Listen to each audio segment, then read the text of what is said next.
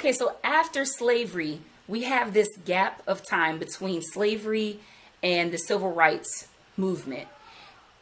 During that time, yes, legislation was written that, slaves are free, but you also have other things still taking place that were still very oppressive to people that were slaves.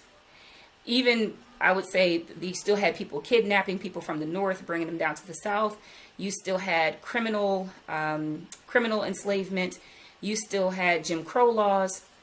So there was still a lot happening between slavery and civil rights. It wasn't just like everything was okay, because during that time, they still were not considered equal, right? Hence, civil rights. So that period of time, I think, is the hardest not to get information on. You can put in a date, you can Google a date and Google an event, and something will pop up. I think it might be a little bit difficult to find a comprehensive curriculum that is created for children. You might find something that you can read or something that your high schooler can read, but for your middle schooler, maybe not so much, not something specific to that gap of time. So if you wanted to kind of cover that gap to really fill in kind of that part of the movie that gets walked out on, I do have a book that covers the civil rights section that also somewhat covers that gap space as well. So we're going to move to civil rights, but this book is actually a resource that can also help to cover that gap.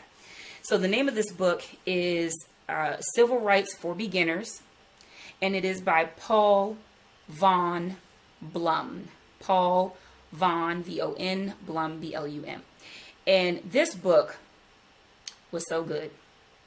It does not read as a story. It's very factual. It's almost like you're reading miniature articles or miniature who was-is in a way. The book was so detailed. I mean, it listed events I had no idea even happened. And I'm sitting there with the kids like, look this word up. What does this mean? So I'm learning with my kids.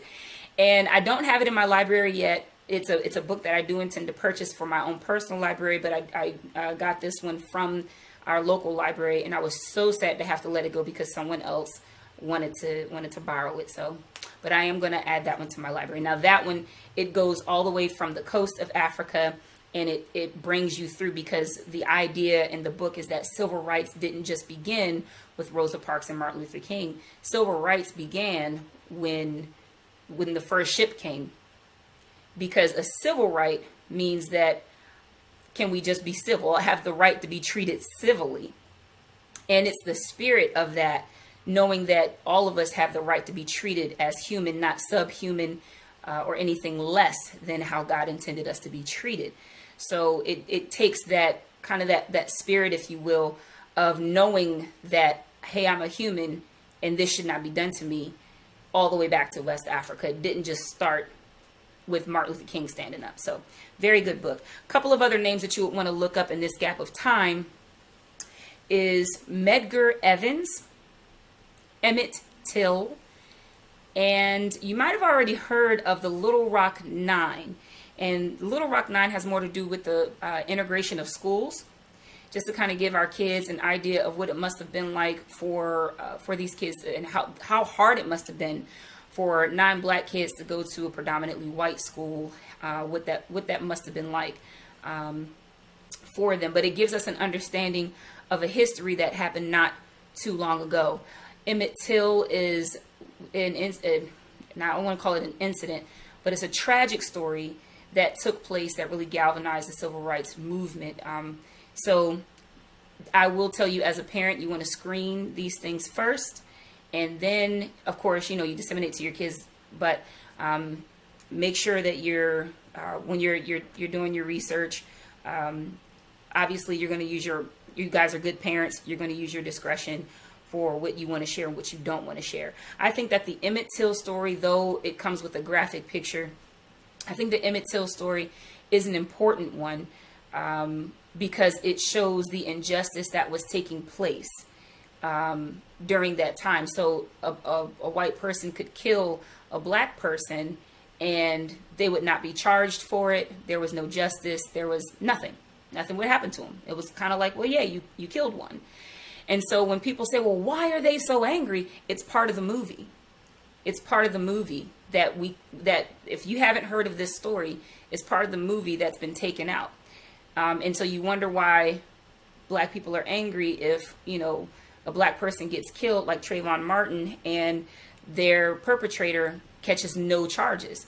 Well, it's reminiscent and it triggers the same issues that were being dealt with in civil rights. And so it makes us feel as though we haven't made a whole lot of progress if we're still seeing the exact same thing happen today as it were only 50 years ago. So it was not that long ago. All right, so that's civil rights. The sixth and final category that I think would make this entire movie complete is if you have a conversation with someone in their late 50s, 60s, 70s, 80s, heck, go all the way to their 90s if they're still here, if God has blessed them with another day. You want to have real life conversations with these individuals because as this movie wraps up, what we start to see is that it's more tangible than slavery. Slavery sounds so long ago. That was the beginning of the movie, or 20 minutes into the movie anyway. And civil rights or the things that happened back then, it can feel like it's far away. But I don't think we realize that we have parents, aunts, uncles, grandparents that we can have conversations with, and they will tell us what it was like for them growing up around black people. Maybe they were not racist, but maybe they knew families that were. I know I've asked my aunts, what was it like on the first day of integration? And my aunt said they didn't want us there and we did not want to be there. I can only imagine what that must have felt like for them to go to school. My mother would tell me, the white kids had a school bus, the black kids didn't have a school bus, and the white kids would throw trash and call them names out the school bus window. These things are very real. This is my mom we're talking about, which means that if my mom is still around and she had those experiences, that means that those people on the bus are probably still around too. And you know what? They probably had kids that might be my age, and they probably raised their kids with the same mindset. It is very possible, is it not?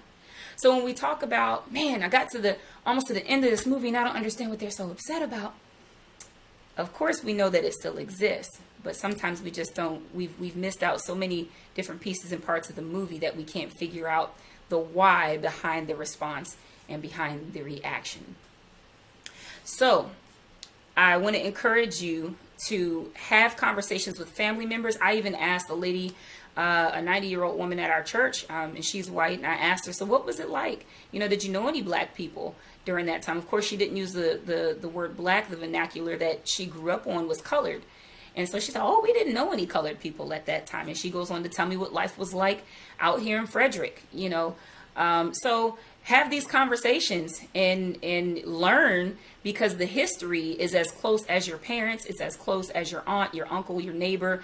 It's as close as the senior citizen home or the nursing home or the retirement community. That's how close this is. We're not that far. We're not that far, but we can still make progress and move forward and be an example to our kids and the next generation moving forward.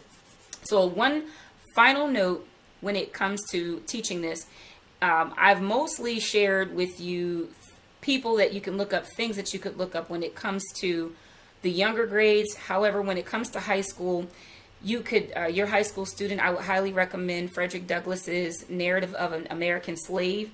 Excellent, excellent, excellent book. Very well written. I mean, I'm amazed at the vocabulary that they had during that time. I mean, just, oh my gosh, you almost need a thesaurus. So very high level vocabulary, which makes you have to process what he's saying, and which is good just for literature. And then if you would like to, the book Roots. Now, when I was in high school, they gave us a summer list of books that we could read, and I chose Roots. Roots is about 600 pages. I'm not sure your high school student wants to read 600 pages. I got to about 300. I come to class from the summer break, and I'm the only one that read. Not read Roots. I'm the only one that read. So I got an automatic A. Nerd much. But you want to make sure that you screen these before you give them to them. Frederick Douglass doesn't say anything inappropriate. However, the descriptions can just be heart-wrenching of his life. It's a true story. And sometimes the way that I think about this is that if I let my kids watch violence for entertainment, how much more for them to actually use it for their education. And I mean that in the way that, if I'm letting you sit here and watch people, you're shooting them up video games and whatnot, and that's just for the entertainment of it. Let me give you something it is going to be real, and it might be heavy, but it's part of learning, the world around you and what people are capable of, not just evil, but also in a great way, in a very great way. So you want to look at those. Also, the documentary, The 13th Amendment, and I can't remember the rating on this, so this is something that you would want to look up yourself. I don't know, everybody has a different gauge of what language, for language and things like that might bother them. So again, this is all for high school level students. And of course, the older and the more mature these students are, the more that they can handle, you can start to look into more resources for them. Well, those are the three that I would probably start them off. The 13th Amendment gives a more like a 90s look. It will bring you up to speed, but it definitely carries you through to a lot of today's kind of covert, so to speak, issues. So that's a really good one as well. Black History Month. During Black History Month, your local library is probably going to have a ton of programs. If not your library, maybe your city or your county will have something that does something special for Black History Month. Light your calendar up. Even if you can't make them all, just put them all on the calendar and intend to make it to like 2. Let's just say 1. But light your calendar up, put them all there and say, I'm going to make it to one of these. Now, I want to say, if you are not Black or brown, please do not feel intimidated that just because it says Black history, that automatically excludes you. This is not a black or white thing. This is an education, academic thing for us all to learn. And the people that put these types of events on, they're not just saying, hey, we want Black people to learn more about Black people. We're saying, hey, we want to open up our history to everyone. It's kind of like any other culture that wants to share, who they are. So it's a sharing atmosphere. So don't feel intimidated or don't feel like you're being excluded because something says Black on it. You're more than welcome to come. Don't be shy. Ask questions. We want you to learn. I want to learn. I go to these things so that I can learn more. So don't feel embarrassed that you don't know certain facts, or don't be embarrassed by your question. The people, like I said, the people that lead these things oftentimes are doing it for education and academic purposes, and they do expect questions, and they are more than willing to answer your questions. And if you live in Maryland, I can only speak for Maryland because that's where I live. There's the Frederick Douglass Museum in D.C. I just discovered the Harriet Tubman Underground Railroad Visitor Center, which is in Church Creek, Maryland, which I can't wait to get to once COVID is over or died down, whatever terminology you want to use there. There's also the African American Museum in D.C., which I recommend getting some of the facts because it's a lot of reading, it's a lot of stuff there. But try to get some of the facts at home, and then that way you can kind of fill in some pieces when you get there. You can take your high school student there, tell them to take their notebook and pen, and as you go around, they can write down facts that they want to go home and research and look up. That's another idea. And lastly, there's the Sandy Springs Slave Museum, which also just before all of this happened, we were planning a field trip there. So please don't hesitate to either ask me a question, attend a Black History event, educational, whatever it might be. Please don't hesitate to go to these things. We have to educate ourselves so that we can get a complete picture. No more walking out of the movie. Let's get this whole picture so that we can form a whole opinion and we can have a whole community. God bless you.